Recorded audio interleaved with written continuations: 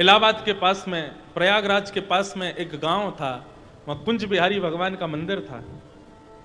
वहां के सेठ जी ने वो मंदिर बनवाया था। उनकी कोई संतान नहीं थी, बहुत बड़े संपत्ति के मालिक सेठ जी। कुंज बिहारी भगवान को ही अपने पुत्र मानते थे, यही मेरे पुत्र हैं। आसपास के गांव के लोग कभी कभी सेठ जी के पास आते, आकर के कहते, बोले सेठ जी इतनी बड़ी संपत्ति है, आपके कोई संतान तो है नहीं, कौन संभालेगा इस संपत्ति को? सेठ जी कहते तुम्हारी संपत्ति कौन संभालेगा? बोले मेरा बेटा संभालेगा। बोले हमारा बेटा भी बैठा है ना मंदिर में कुंज बिहारी, यही संभालेगा सारी संपत्ति हमारे बाद। एक बोला, बोले ठीक है संपत्ति तो कुंज बिहारी संभाल लेगा, लेकिन हमारा जब अंतिम समय आएगा ना तो हमारा बेटा हमारा दाह संस्कार करेगा, तुम्हारा कौन करेगा? सेठ जी बोले जब तुम्हारा बेटा तुम्हारा संस्कार करेगा तो मेरा बेटा मेरे संस्कार करेगा। सब समझाते, लेकिन सेठ जी उनकी किसी की बात नहीं मानते। एक दिन सेठ जी का प्राण निकल गए। पूरा गांव इकट्ठा हुआ, आसपास के गांव के लोग भी आ गए। सेठ जी का बहुत अच्छा सबसे मिलना जुलना था, बहुत भीड़ इकट्ठी हो गई। सब क्रियाएं सेठ जी की हुई। अर्थी लेकर के शमशान घाट गए तो पूरी शव यात्रा में एक नन्हा सा बालक रोता हुआ जा रहा है, सेठ जी के अंगूठे को पकड़ करके रो रहा है, मेरे सेठ जी कहाँ चले गए, अब मुझे कौन खिलाएगा, मुझे कौन सुलाएगा, मुझे कौन नहलाएगा, मुझे कौन प्यार करेगा। इस प्रकार से वो बालक रो रहा था। तो गांव के लोगों ने सोचा कि बच्चे तो गांव के पूरे सेठ जी के पास ही बैठे रहते थे, किसी गांव का बालक होगा बेचारा सेठ जी की याद में रो रहा है।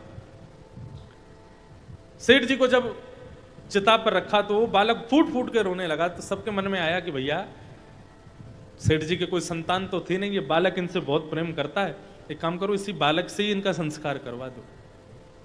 उस बालक के केश मूड़ दिए गए और उसके हाथ में अग्नि देकर के परिक्रमा लगवा करके चिता में जैसे ही अग्नि छुड़वाई, उसके बाद सब लोग यमुना जल स्नान के लिए यमुना जी में प्रवेश कर गए।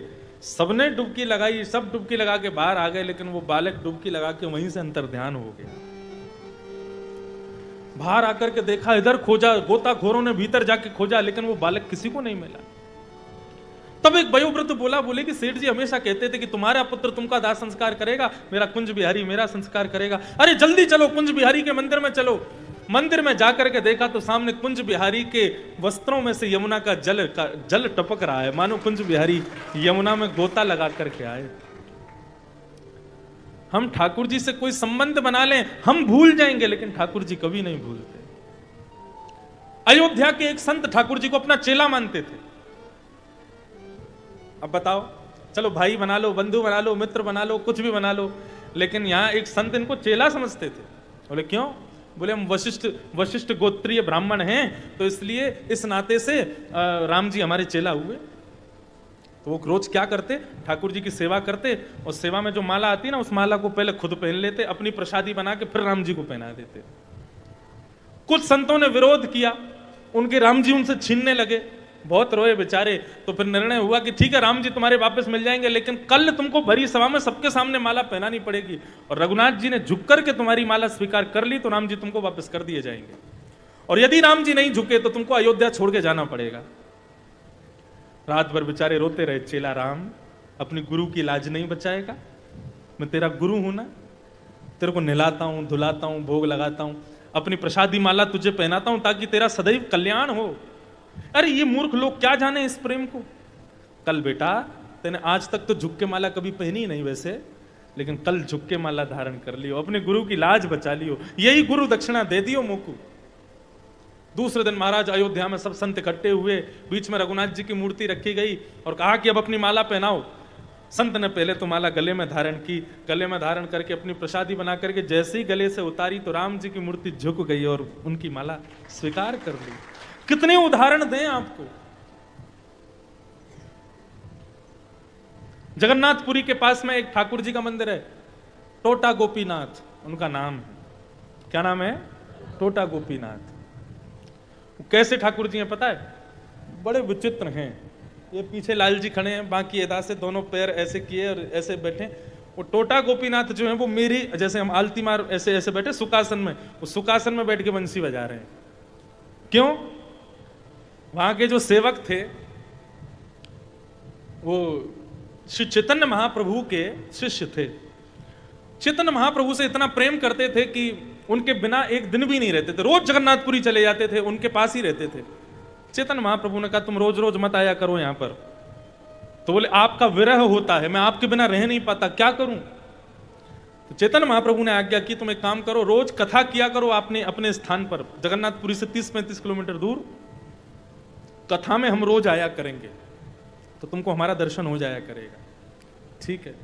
तो आज जो उनके शिष्य थे वो आज प्रहलाद चरित्र सुना रहे थे, नहीं ध्रुव चरित्र सुना रहे थे।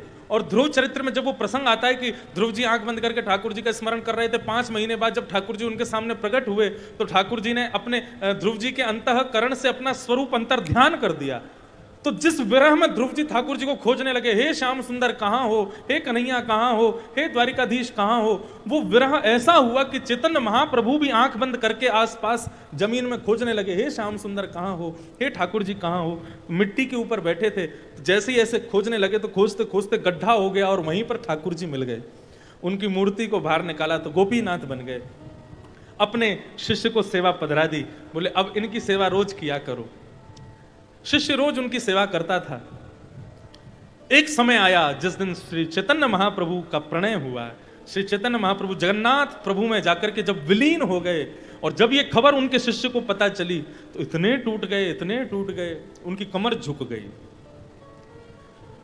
अब वो ठाकुर जी की सेवा करने जाते हैं तो झुकी हुई कमर से ठाकुर जी का अच्छे से सेवा श्रृंगार नहीं कर पाते। तिलक चंदन आदि लगाते हैं तो नाक तक ही हाथ पहुंच पाता है। इतना कष्ट होने लगा कि उन्होंने किराए पर एक पुजारी जी रख लिए, बोले कि तुम सेवा कर दिया करो, अब हमसे तो होती नहीं, हमको गुरु जी की बहुत याद आती है। पुजारी ने जैसे ही जाके ठाकुर जी की सेवा करनी शुरू की, सोई ठाकुर जी रुदन करने लगे। रुदन करने लगे तो सेवक ने जाकर के पूछा, बोले आप रो क्यों रहे हैं प्रभु?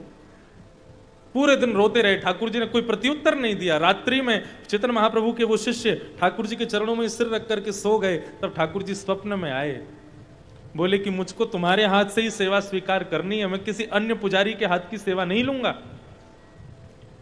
तब उन्होंने कहा, बोले महाराज मैं कैसे सेवा करूं, मेरी कमर झुक गई है, मैं आपका श्रृंगार नहीं कर पाता, आपकी नाक पर, आंख पर, होठों पर चंदन लगा देता हूं, आपका रूप सुंदर नहीं बना पाता, अब कैसे सेवा करूं आपकी मैं?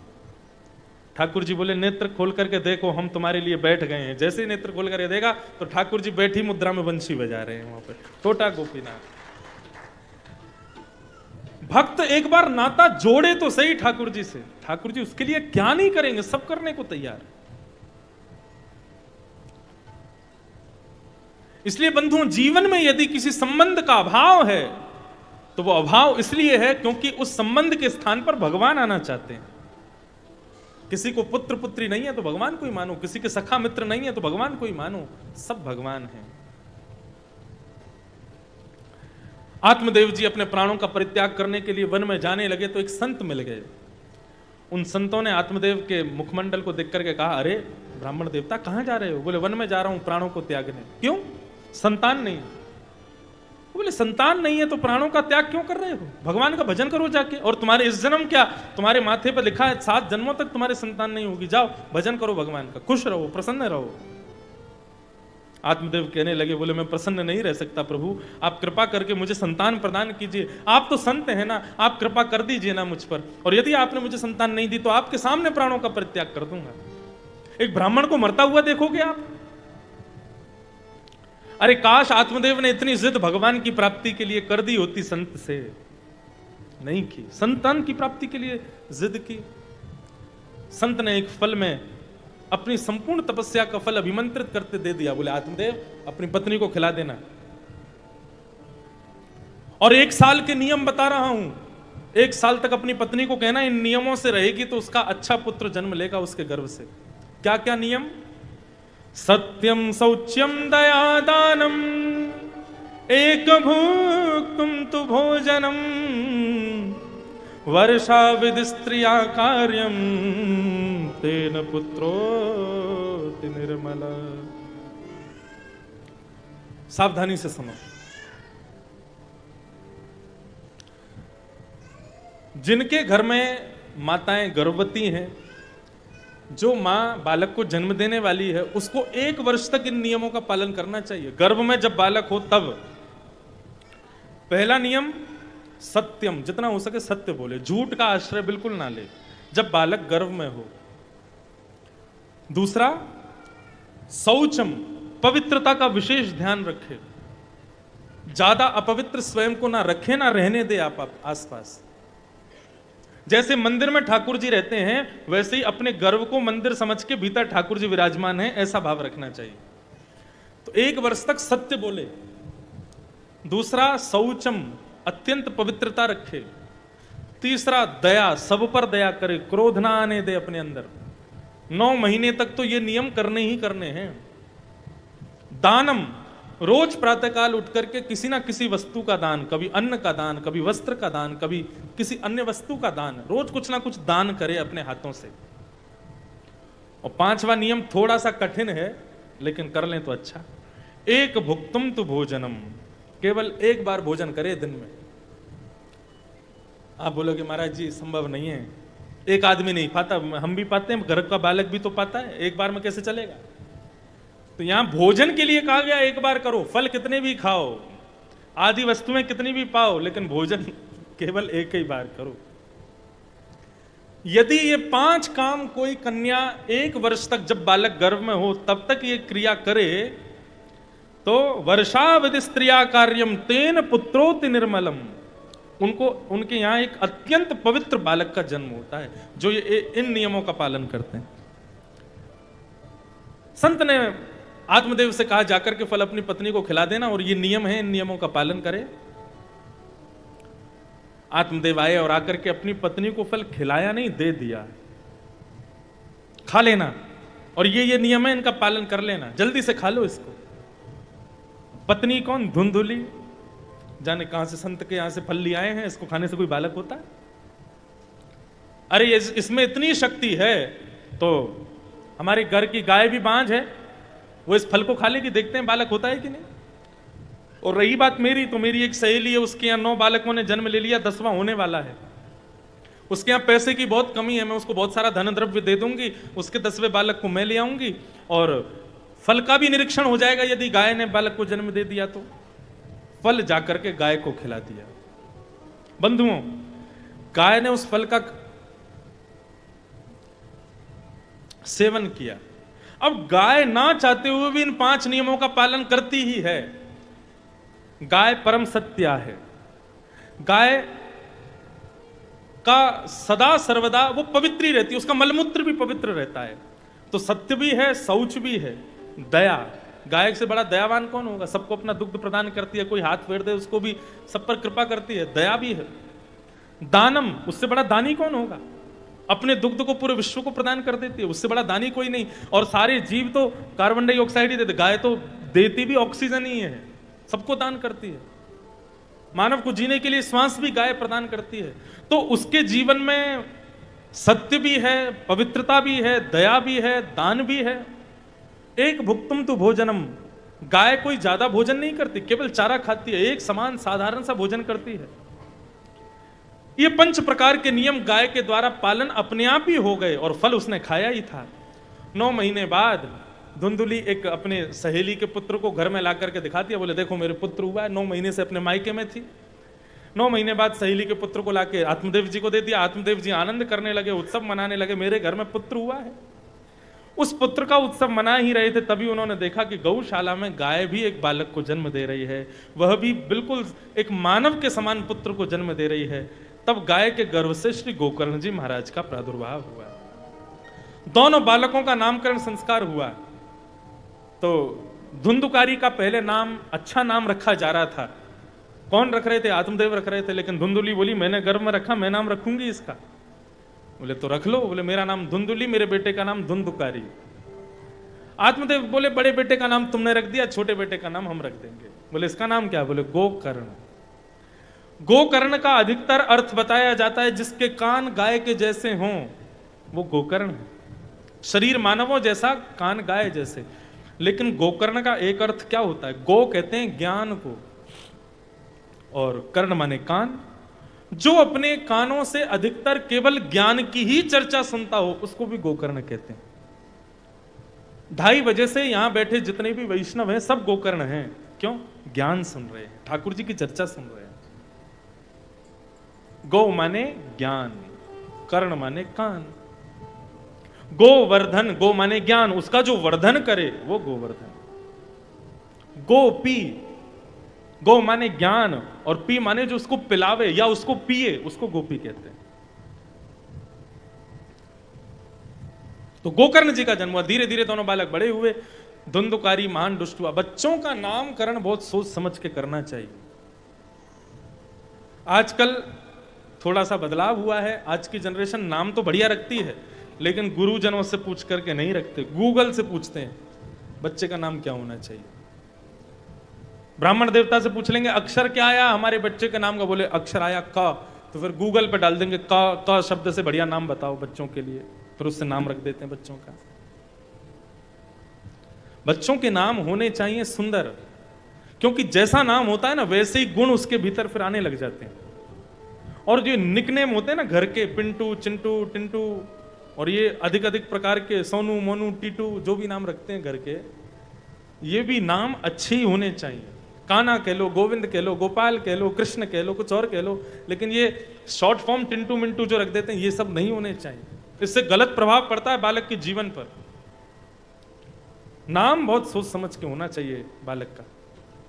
कहीं पता चली ठाकुर जी कभी उसको दर्शन देने के लिए आ रहे हों और उसके तुमने 6-7 नाम धर रखे हैं, उसका घर का नाम कुछ और, बाहर का नाम कुछ और, ठाकुर जी भी सोच में पड़ जाएंगे इसका असली नाम क्या है। और पता चली राकेश से मिलना था, एक दूसरे किसी राकेश से मिलकर ठाकुर जी चले गए। क्यों? राकेश का निकनेम तो पिंटू है ना, ठाकुर जी को पता ही नहीं थी पिंटू से मिलना है। इसलिए नाम एक ही हो लेकिन अच्छा हो, सहज हो, सरल हो और ठाकुर जी से मिलता हुआ। हमारा नाम इंद्रेश, पिताजी ने बड़ा दूर धाड़ के रखा, जाने कहां से। मुझको इंद्रेश नाम का दूसरा व्यक्ति बहुत कम मिलता है। आप सबको अपने नाम के व्यक्ति खूब मिल जाएंगे, मुझे बहुत कम मिलते हैं मेरे नाम के। कई लोग सोचते हैं इंद्रेश का मतलब इंद्र देवता, नहीं बाप जी, इंद्रेश का मतलब श्रीनाथ जी। कैसे? इसका संधि विच्छेद करो। इंद्रस्य ईश्वर, जिन्होंने गिरिराज पर्वत धारण करके इंद्र के मान को दूर किया, वो इंद्रेश श्री गोवर्धन नाथ। तो इसीलिए हमारे सेवा में भी श्री गिरधर लाल जी हैं, श्रीनाथ जी ही हैं, अपने नाम राशि के पास ही आए। इसलिए नाम बढ़िया रखो खोज के बच्चों का, जैसा नाम होगा वैसे ठाकुर जी आएंगे उसकी सेवा में। फिर तो एक बड़ी प्रसिद्ध कथा है अष्ट सखाओं में। तुलसीदास जी के भैया थे कृष्णदास जी। तो कृष्णदास जी को तुलसीदास जी ने पत्र लिख करके कहा, भैया तुम हो तो राम जी के वंश के और तुमने जो है जाकर के कृष्ण की शरण ले ली, बहुत गलती कर दी तुमने, तुमको राम जी को त्यागना नहीं चाहिए था। तो कृष्णदास जी और श्री नहीं कृष्णदास नहीं नंददास जी भैया थे श्री तुलसीदास जी महाराज के। तो नंददास जी और तुलसीदास जी के बीच में आपस में खूब चर्चा होती रहती थी, भाई तुमने बहुत बड़ी गलती कर दी, राम जी की शरण छोड़ के तो तुमने ऐसा किया जैसे कोई पत्नी अपने पति को छोड़ के पराये पुरुष के पास चली जाए, ऐसे तुम राम जी को छोड़ के कन्हैया के पास चले गए, गलती करी तुमने। तुलसीदास जी ने पत्र लिख करके भेजा अपने भैया नंददास जी को।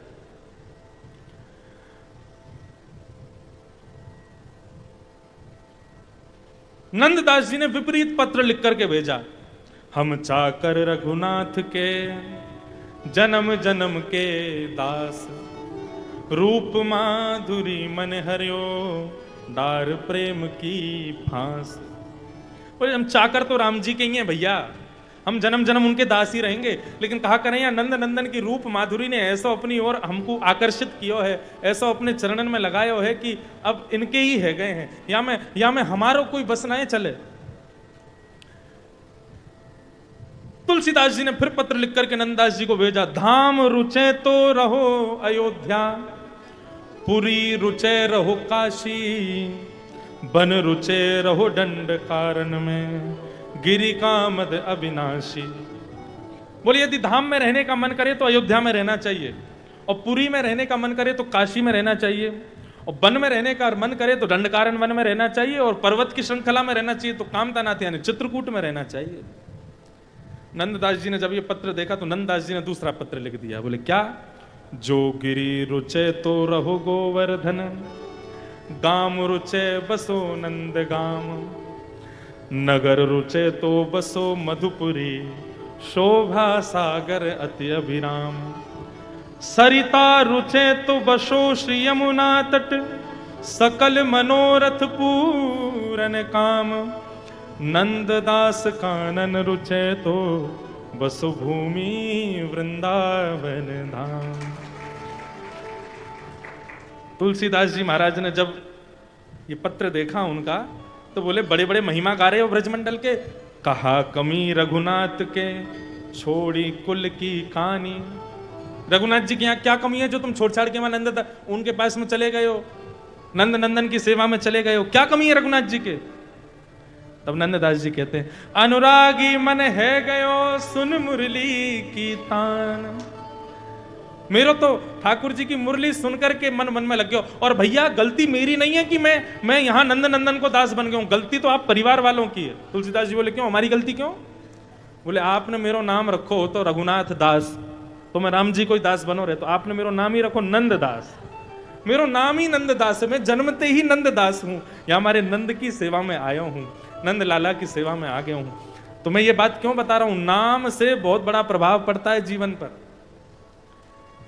कृष्ण नाम जबते श्रवण सुनो रियाली, भूली री भवन में तो बाबरी भई ही, रोम रोम हूं मैं तो श्रवण मई रे। ये तो मेरो नाम ही आपने नंद दास रख दियो, या हमारे मैं नंद को दास बन गया हूं। ऐसे नाम की महिमा श्री नंददास जी ने बताई। तो नाम बड़ा सोच समझ के रखना चाहिए बालकों का। तो बड़े बालक का नाम रखा धुंधुकारी, छोटे बालक का नाम गोकर्ण। दोनों धीरे धीरे बड़े हुए, धुंधुकारी महान दुष्ट बना और गोकर्ण पंडित ज्ञानी बना। धीरे धीरे वैश्यागमन करने लगा, सारे गलत काम धुंधुकारी करने लगा, अपने माता पिता से पैसा मांगता और गलत जगह जाकर के उनका प्रयोग करता। एक दिन माता पिता ने पैसे देने से मना कर दिया तो घर के सारे बर्तन बेच दिए उसने और पैसे लाके फिर चला गया वैश्यालय। एक दिन फिर पैसा मांगने आया तो पिता ने थोड़ा क्रोध करके उस पर चढ़े, थोड़ा गुस्सा किया तो अपने पिता माता को ही पकड़ करके मारने लगा। मन में विचार करने लगे श्री आत्मदेव जी, इससे अच्छा तो मैं बिना बेटे का था, इसके लिए इतनी कामना की मैंने।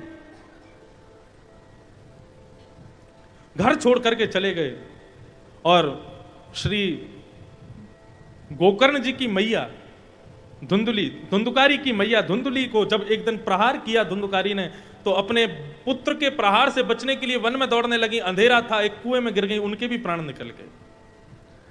वन में अत्यंत दुखित भाव से बैठे हैं श्री आत्मदेव जी महाराज। बंधुओं देखो, एक मेरी बात सुनिएगा, प्रकृति यदि कुछ आपको नहीं दे रही है और आप जबरदस्ती यदि उस वस्तु को प्राप्त करने में लगे रहते हो, वस्तु मिल तो जाएगी लेकिन आपको कभी सुख नहीं दे पाएगी। कई माताओं को, कई परिवारों में देखा, संतान नहीं होती तो उसके लिए कौन कौन से यज्ञ में चले जाते हैं, कैसे कैसे बाबाओं के पास चले जाते हैं, कैसे कैसे मठ मंदिरों में चले जाते हैं। मंदिरों की छोड़ो, अगर कोई कह दे कि वहां मस्जिद में चले जाओ पैगंबर पर जाके, तो वो भी कराते हैं कि हमारे घर में पुत्र हो जाए। प्रकृति जो तुम्हें नहीं दे रही है, तुम प्रकृति से छीन करके यदि ले लोगे तो प्रकृति दे तो देगी लेकिन वो सर्वनाश करने के लिए उस वस्तु को देगी। इसलिए जो वस्तु प्रकृति ना दे उसको पाने के लिए कभी हट मत करना, नहीं तो सुखी नहीं रह पाओगे। आत्मदेव जी आज अत्यंत दुखित भाव से वन में पहुंच गए। तभी गोकर्ण जी महाराज आए। पिताजी क्या हुआ, इतने दुखी क्यों हो? बोले पुत्र, ऐसा पुत्र मेरे घर में आया इसलिए मैं दुखी हूं। गोकर्ण जी बोले पिताजी मेरे सामने बैठो। सामने बैठ गया। बोले अब थोड़ी देर के लिए पुत्र भाव मेरे अंदर से निकाल देना और यह समझना कि कोई गुरु सामने बैठा है और मुझे ज्ञान उपदेश कर रहा है। मेरी बात को बहुत ध्यान से सुनिएगा पिताजी। और यहां पर श्री गोकर्ण जी महाराज ने गोकर्ण गीता सुनाई ताकि पिता के मन में जो जो जो कष्ट है वो कष्ट दूर हो। आज की कथा का मूल रहस्य, आज की कथा का मूल सार ये गोकर्ण गीता है। बहुत ध्यान से सुनना, इसके बाद कथा को विराम करेंगे। प्रेम से सुनो गोकर्ण जी महाराज क्या कह रहे हैं। देह स्थिमां सरुधिरेभिमतिं त्यजत्वं, जाया सुतादिषु सदा ममतां विमुञ्च, पश्यानिशं जगदिदं क्षणभङ्गुनिष्ठं, वैराग्य राग रसिको भव भक्तिनिष्ठ। पिताजी, मानव को दुखी दो चीजें करती हैं, पहली अहमता और दूसरी ममता। ये हमारे अंदर दुख को जन्म देने वाली दो माताएं हैं, अहमता और ममता। अहमता किसमें होती है, ममता किसमें होती है? अहमता सदा खुद में होती है। मैं बहुत अच्छा गाता हूं, मैं बहुत बढ़िया रोटी बनाता हूं, मैं बहुत बढ़िया बोलता हूं, मैं बहुत बढ़िया नाचता हूं, मैं बहुत बढ़िया सुंदर दिखता हूं। ये अहंकार ही अहमता है। पहला दुख का कारण अहमता, अहंकार। और दूसरा दुख का कारण ममता। ममता किसमें होती है? सदा दूसरों में होती है ममता। अपने पुत्र में क्या होती है? ममता। पुत्री में ममता, अपनी लक्ष्मी में ममता, अपनी गाड़ी में ममता, अपनी दुकान में ममता, अपने बिजनेस में ममता। खुद में अहमता, दूसरों में ममता। ये दो दुख के कारण। पिताजी, जब तक इन दोनों का त्याग नहीं किया जाएगा तब तक मानव सुखी नहीं रह पाएगा। कैसे त्याग करना है सुनो। सबसे पहले अहमता का त्याग। इस देह पर जो हमको अभिमान है, इस देह का अभिमान छोड़ना पड़ेगा।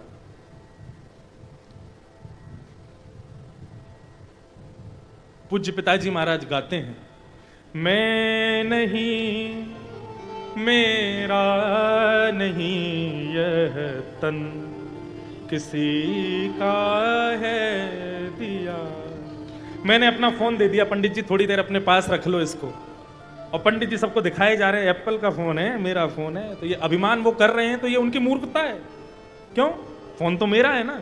आप कैसे अभिमान कर सकते हो इस पर? इस प्रकार इस शरीर को पाने के बाद जो इस पर अभिमान करता है वो मूर्ख है। ठाकुर जी ने यदि नेत्र नहीं दिए होते किसको देखते?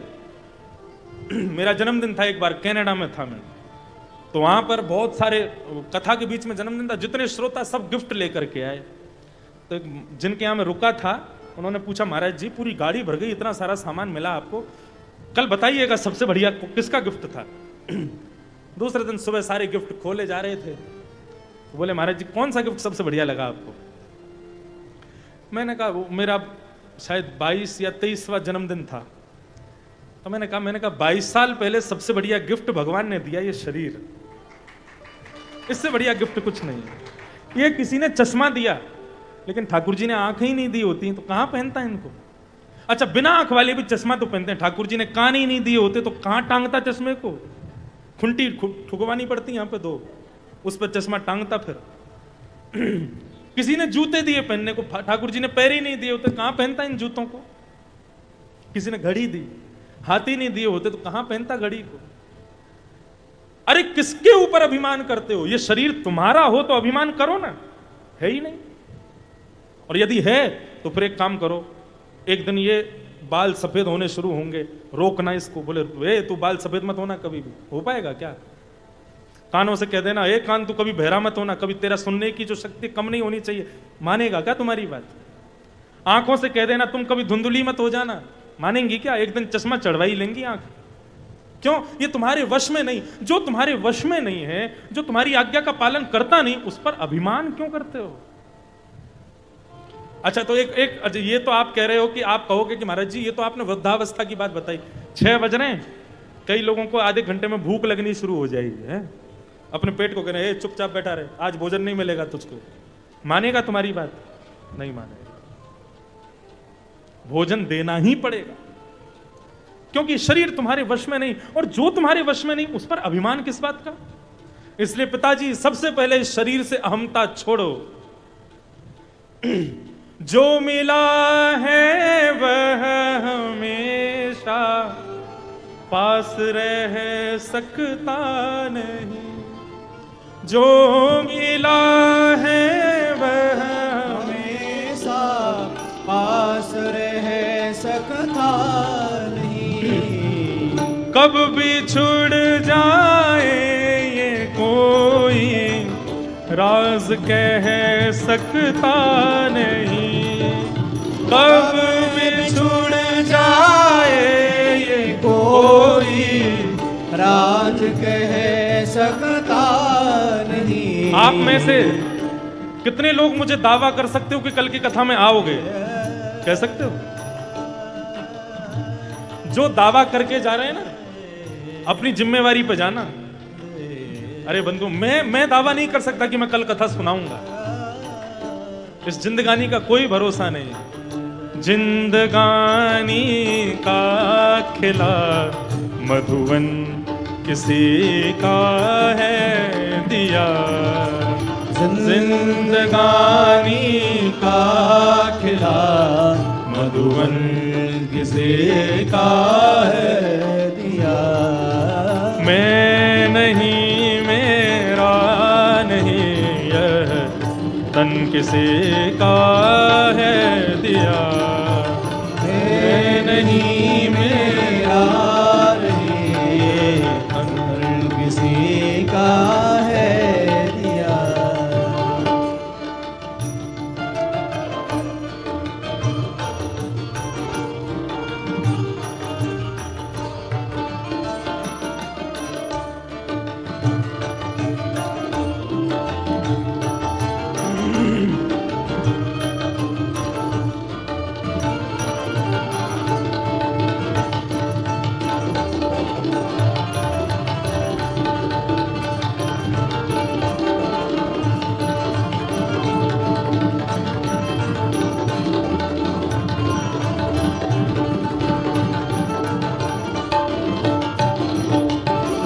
देने वाले ने दिया, वह भी दिया किस शान से। देने वाले ने दिया, वह भी दिया कुछ शान से। किस शान से दिया है? मानव 84 लाख योनियों में भटकता है, कभी छिपकली बनता है, कभी मच्छर बनता है, कभी गिरगिट बनता है, कभी सांप बनता है, कभी कछुआ बनता है, कभी बिल्ली बनता है। और जब भी मरता है ना, ठाकुर जी के सामने जाके कहता है, एक बार मानव बना के तो देखो मुझे, इतना भजन करूंगा कि 84 लाख योनियों में भेजोगे ही नहीं मुझे कभी।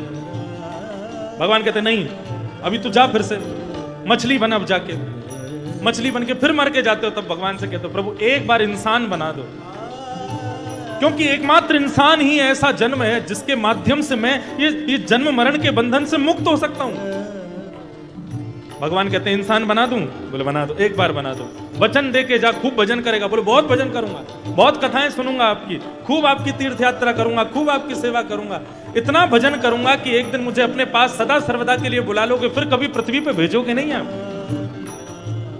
हम कथा आदि ये सब क्यों सुनते हैं? ताकि हम अपने आप को इतना अच्छा बना लें ठाकुर जी की भक्ति में, ठाकुर जी अपने चरण में बुला लें, फिर कभी दोबारा पृथ्वी पे भेजें नहीं।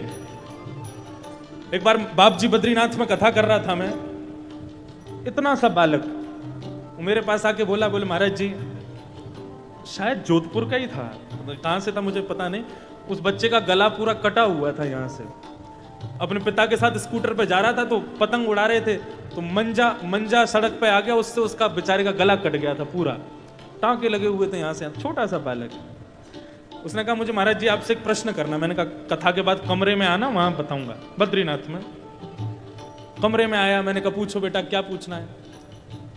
बोले हम लोग जन्म लेने से पहले भगवान जी के पास में रहते हैं ना। मैंने कहा हाँ।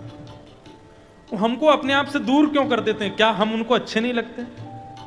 क्या हम उनको पसंद नहीं है जो वो हमको खुद से दूर भेज देते हैं यहां पर? मैंने कहा देखो कितना अच्छा प्रश्न, भगवान हमको खुद से दूर क्यों भेज देते हैं, पृथ्वी पे क्यों भेज देते हैं? मैंने कहा देखो बच्चों, स्कूल में जब टीचर होता है ना, वो टीचर सब बच्चों से प्यार करता है, लेकिन फिर भी अपने बच्चों के एग्जाम तो लेता है ना, टेस्ट तो लेता है ना, परीक्षा तो लेता है ना। क्यों? परीक्षा नहीं लेगा तो पता कैसे चलेगा कि बच्चा कितना अच्छा पढ़ रहा है, कितना अच्छा जानता है, कितना अच्छा। मैंने कहा ऐसे ही ठाकुर जी हम सबसे प्रेम तो करते हैं, लेकिन हम सबके प्रेम की परीक्षा के लिए हमको पृथ्वी पर भेजते हैं। ये परीक्षा है हमारी जीवन। इस जीवन में आने वाले संकट रूपी प्रश्नों के उत्तर हम कैसे देते हैं, भगवान सब देखते हैं, भगवान सब नजर रखते हैं। जीवन में आने वाले संकट पर तुमने क्या किया, तुमने उसका सामना कैसे किया। यदि भगवान को अच्छा लग जाता है, वाह बहुत बढ़िया उत्तर दिया, तो ठाकुर जी पास करके फिर अपने पास बुला लेते हैं, फिर कभी नहीं भेजते वापस। लेकिन जो उत्तर गलत देता रहता है बार बार, ठाकुर जी उसको बार बार भेजते। री एग्जाम होता है उसका बार बार पृथ्वी पर, उसके फिर दोबारा एग्जाम होगा। री एग्जाम होते हैं ना फेल होने वाले बच्चों के, जो पुनः जन्म लेते हैं उन सबके री एग्जाम होते हैं। लेकिन ठाकुर जी कितनी शान से भेजते हैं हमको यहां पर। आंखें देके भेजते हैं ताकि इस सृष्टि को देख सको, कान देके भेजते हैं ताकि तुम सुन सको, हाथ दे के भेजते हैं कर्म कर सको, पैर दे के भेजते हैं चल सको, सद्मार्ग बताने वाले गुरुजन दे के भेजते हैं, लाड़ प्यार करने वाले माता पिता भेजते हैं, ख्याल रखने वाली पत्नी भेजते हैं, सब कुछ ठाकुर जी देते हैं। कितने शान से भेजते हैं हमको। आजकल देने वाले लोग वस्तु देते हैं, 100 बार याद दिलाते हैं, मैंने तुमको वो चीज दे रखी है, मेरी वो वस्तु तुम्हारे पास है, संभाल के रखना। लेकिन ठाकुर जी हमको शरीर दे भी देते हैं, लेकिन कभी कुछ कहते नहीं। ओ देने वाले ने दिया, वह भी दिया किस शान से, देने वाले ने दिया, वह भी दिया किस शान से। मेरा है यह लेने वाला, कह उठा अभिमान से। मेरा है यह लेने वाला, कह उठा अभिमान से। मैं मेरा यह कहने वाला, मन किसी का है दिया। मैं मेरा यह कहने वाला, मन किसी का है दिया। मैं नहीं मेरा नहीं, यह तन किसी का है दिया। मैं नहीं मेरा नहीं, तन किसी का है दिया। जग की सेवा खोज अपनी, प्रीत हरि से कीजिए। ये जिंदगी का राज है, मानकर जी लीजिए। जिंदगी का राज क्या है? बोले जग की सेवा और खोज अपनी, प्रीत हरि से कीजिए। ये 3 राज हैं जिंदगी के। जिंदगी का राज है मानकर जी लीजिए। साधना की राह पर साधन किसी का है दिया। मैं नहीं मेरा नहीं, यह तन किसी का। तो किसी के दिए हुए तन पर इतना गुमान क्यों करते हो साहब जी? इतना अभिमान क्यों करते हो उस तन को पाने के बाद? अरे भगवान ने शरीर दिया, सदा झुक के रहो, सदा दीन बन के रहो। तो दुख के 2 कारण कौन कौन बताए? कौन कौन? अहमता और हाँ, ये बीच बीच में मैं पूछता हूं ताकि पता चले सुन रहे हो कि नहीं। तो अहमता दूर करो, इस शरीर पर अभिमान मत करो। और फिर दूसरा आया ममता। हमारे पूज्य पिताजी महाराज के सदगुरुदेव भगवान अनंत श्री विभूषित भागवत के सचल विग्रह श्री रामानुज प्रपन्नाचार्य गुरु जी उस बात को इतना अच्छा समझाते। अहमता तो चली गई, चलो अभिमान निकल गया, लेकिन ममता नहीं जाती। ममता किसमें नहीं होती हमारी, बताओ? मरे हुए व्यक्ति में कभी ममता नहीं होती। अपने परिवार का व्यक्ति भी जिसमें बहुत ममता हो, वो भी यदि मर जाए तो उसकी मृत्यु के बाद उससे ममता हमारी खत्म हो जाती है। तो हमारे गुरुजी कहते हैं, जो ममता दूसरे से मरने के बाद हटाने वाले हो, जीते जी हटा दो। कैसे हटा लो? बोले वो मरा हुआ मुर्दा बस चल फिर नहीं सकता, बाकी इन सबको मुर्दा ही समझो। चलते फिरते मुर्दा घूम रहे हैं सारे, सबको चलता फिरता मुर्दा समझोगे तो किसी में ममता होगी ही नहीं। जितना अपवित्र, जितना अशुद्ध हम मुर्दे को समझते हैं, उतना अपवित्र, उतना अशुद्ध जीते जी इंसान को भी समझा जाए तो किसी में ममता नहीं होगी। तो इस प्रकार अहमता और ममता ये दोनों जब हमारा त्याग कर देंगी तो क्या होगा? बोले जीवन से कष्ट चला जाएगा, दुख चला जाएगा। और फिर संसार कैसा दिखेगा? बोले पश्यानिशम जगदिदम क्षणभंगुनिष्ठम। पानी का बबूला, उसकी उम्र कितनी देर की है? कितनी देर की? क्षण भर की। ऐसे ही ये संसार भी क्षण भर का। हम सब बबूले हैं, कभी भी खत्म हो सकते हैं। हम सब बबूले की तरह हैं। हमारी आयु कोई नहीं बता सकता हम कब तक रहेंगे, कभी भी हमारा अंत हो सकता है। इसलिए पश्यानिशम, ये संसार को क्षण भंगुर समझ करके वैराग्य राग रसिको, वैरागियों में राग रखो, वैरागियों से प्रेम करो, रसिकों में प्रेम रखो। भव भक्ति निष्ठ, खूब सुंदर भक्ति करो, निष्ठा से भक्ति करो। देखो हमारे गुरुजी एक बात कहते हैं, ज्ञान कमाते समय और धन कमाते समय यह सोचना चाहिए कि अभी तो मेरी आयु बहुत लंबी है, धन कमाते समय ये सोचना चाहिए मेरी आयु बहुत लंबी है, और भक्ति करते हुए सोचना चाहिए मेरी आयु बहुत छोटी है, जितना हो सके जल्दी जल्दी अभी कर लूं। भक्ति पर जो पर टाल देते हैं कि अभी अभी बस हो गया, कल कर लेंगे, नहीं। धन को एक बार को कल पे टाल दो, मेरी आयु बहुत लंबी है, कल भी कमा लूंगा, लेकिन भक्ति को तो अभी करो, इसी वक्त करो, आज ही करो। तो ये गुरुदेव कहते थे, धन कमाओ तो सोचो मेरी आयु बहुत लंबी है, और भक्ति करो तो सोचो मेरी आयु बहुत छोटी है, जितना हो सके ज्यादा कर लूं। इस प्रकार संसार को पश्यानिशम जगदिदम क्षणभंगुनिष्ठम क्षणभंगुर समझ करके जितना हो सके ज्यादा से ज्यादा भक्ति कर लो। वैरागियों में राग रखो, भव भक्ति निष्ठ, सुंदर भक्ति करो। इस प्रकार से प्रथम श्लोक की व्याख्या की गई श्री गोकर्ण जी महाराज के द्वारा। बोले पिताजी अब दूसरा काम क्या करना है? बोले धर्मम भजस्व सततम त्यज लोक धर्मान सेवस्य साधु पुरुषाम जहि काम तृष्णाम अन्यस्य दोष गुण चिंतन माशु मुक्त्वा सेवा कथा रसमहो नितराम पिबत्वम। धर्मम भजस्व, धर्म को भजो। धर्म किसे कहते हैं बताओ? किसे कहते हैं धर्म? धार्यते इति धर्म, जो सबको धारण करे उसको धर्म कहते हैं। मेरी कोई क्रिया, मेरा कोई कर्म, मेरी कोई गतिविधि जिससे सब संभल जाएं वो धर्म है, और मेरी किसी क्रिया जिससे सब बिखर जाएं वही अधर्म है। इतनी परिभाषा है बस धर्म की। तो धर्म करो माने ऐसा कर्म करो जिससे सब संभला रहे, कोई बिखरे ना। त्यज लोक धर्मान, लोक धर्म का त्याग करो। लोक धर्म किसे कहते हैं बताओ? धर्म तो हमने बताया, लोक धर्म किसे कहते हैं?